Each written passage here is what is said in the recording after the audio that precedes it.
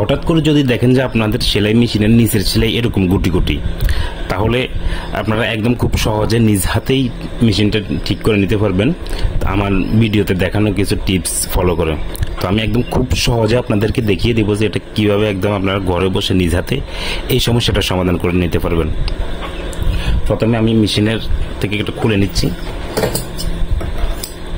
খুলে নিয়ে আমি ছোট্ট একটা কাপড় নিলাম। কাপড় নিয়ে প্রথমে এখানে দেখতেছেন এই যে দুইটা পয়সা দেখতেছেন বা প্লেট, এই দুইটার মাঝখানে যে সুতাটা আসা যাওয়া করতেছে, এইখানে ময়লা থাকলে অনেক সময় নিচের সেলাই এরকম ডিস্টার্ব দেয় এই দুইটা পয়সার মাঝখানে। তো বলতে পারবেন এখানে কোথা থেকে ময়লা আসে। আমরা যে সেলাই করি সেলাইয়ের এই যে সুতার কিন্তু একটা মানে আঁশ থাকে, অনেক সময় সুতার এই আঁশগুলা কিন্তু এখানে জমা হয়ে থাকে ময়লা পরিণত হয়। এরপরে এমনিতেই অনেক ধুলাবালির কারণে অনেক সময় এখানে ময়লা ঢুকে, অনেকভাবে ঢুকতে পারে। তো এই জায়গাটা পরিষ্কার করে দেবেন। আমার এখানে অলরেডি ময়লা আছে, আমি এটাকে পরিষ্কার করে নিচ্ছি।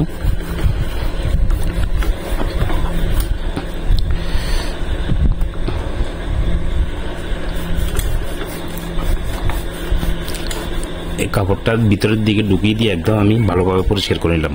তো পরিষ্কার করে নেওয়ার পরে আমি এটাকে সেলাই দিয়ে দেখি আসলে কিরকম হচ্ছে সেলাইটা।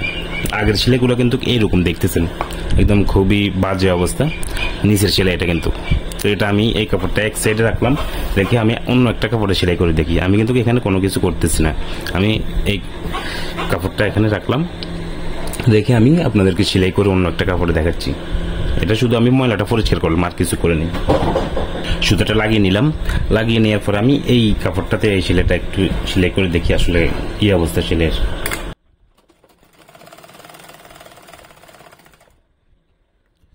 দেখতেছেন মোটামুটি ময়লাগুলো পরিষ্কার করে দেওয়ার পর অনেকটা সমাধান হয়ে গেছে। তারপরও কিছুটা দেখতেছেন গুটি গুটি উঠতেছে, মানে অনেকটা সমাধান হয়ে গেছে, কিন্তু দেখতেছেন অনেকটা সমাধান হয়ে গেছে। তো যেহেতু কিছুটা গুটি গুটি উঠতেছে, আমি এই সেলাইটাও খুলে নিই। পরে কি করলাম, আমি এই সুতাটা এভাবে টান দিয়ে দেখলাম এটা কিরকম টাইট আছে কিনা, লুজ আছে। দেখতেছি এটা একটু লুজ আছে। তো একটা যেহেতু একটু লুজ আছে, একদম সহজে চলে আসতেছে। তো এটাকে আমি একটু টাইট করে দিচ্ছি, এই স্প্রিং স্ক্রুপটা দিয়ে একটু টাইট করে দিচ্ছি। তো একটু টাইট করে দেওয়ার পরে আমি আবার সেলাই দিয়ে দেখি। প্রথম সেলাইটা হচ্ছে এটা একটু ডিস্টার্ব করছে, দেখছেন আপনারা, এই যে একটু ডিস্টার্ব করছে। তো পরের সেলাইটা আমি সেকেন্ড সেলাইটা দিচ্ছি।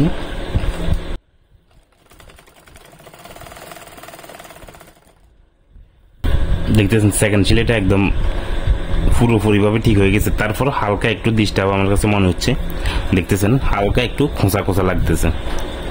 প্রথমটা হচ্ছে এটা হচ্ছে প্রথমটা, আর দ্বিতীয়টা হচ্ছে এটা, আর তৃতীয়টা হচ্ছে এটা। তো আমি কি করব, এটাকে আমি আরো একটু টাইট করে দেব।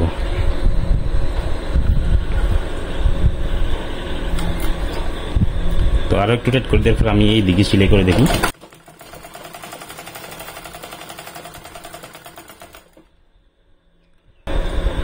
এখন কিন্তু মোটামুটি ঠিক হয়ে গেছে সেলাই, একদম পুরো 100% ওকে, ঠিক আছে। তো এভাবে কিন্তু আপনারা নিচের সেলাই যদি ডিস্টার্ব করে এভাবে